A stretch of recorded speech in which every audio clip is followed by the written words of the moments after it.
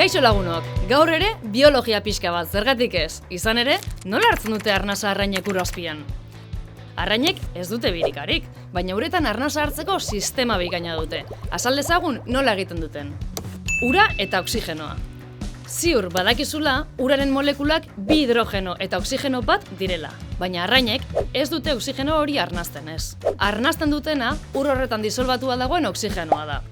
Airean bezala dago disolbatua, baina askoz kontzentrazio txikiagoarekin. Arrainek oxigeno hori hartzen dute uretatik. Eta nola egiten dute? Sakatzen bidez. Arrainek ez dituzte birikak, baina badituzte sakatzak edo brankiak, eta horiek dira haien arnasketa organoa. Nola egiten duten? Arrainek ahoa irekitzen dute, eta urarekin batera oxigenoa sartzen da bertan. Ur hori sakatzetara bideratzen da, eta bertan gertatzen da gure biriketan gertatzen den berdina. Oxigenoa odolera pasatzen da, sakatzetan duten sare itxurako egitura oso finetik.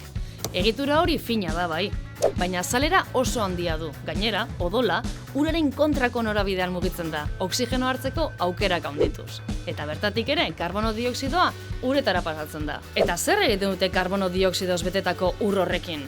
Sakatzek ere, kanporatzen dute, uretara berriro. Eta guk arnasa bezala, berriro irekiko dute haua, berriro ura sartu, berriro oxigenoa hartu eta berriro karbono dioxidoa atera. Zer gertatzen da uretatik kanpo? Arrainek ezin dute uretatik kanpo arnasa hartu, brankiak kolapsatu egingo liratekeelako. Hau da, hondatu egingo lirateke. Brankiak epitelioz gauzatuta daude, eta uretatik kanpo gravitatea dela eta epitelioak batu, bildu edo multzokatu egiten dira, eta ezin duten gastrukak eta gauzatu. Eta oxigena transferitzeko gaitasuna galtzen dute. Hori dela eta, ura ezinbestekoa da haientzat. Arrain bat kanpora ateratzen baldin baduzu, itoko da. Gu ur barruan itotzen garen moduan. Gustatu bazaizue? Eman like eta kontatu zerbait iruzkinetan.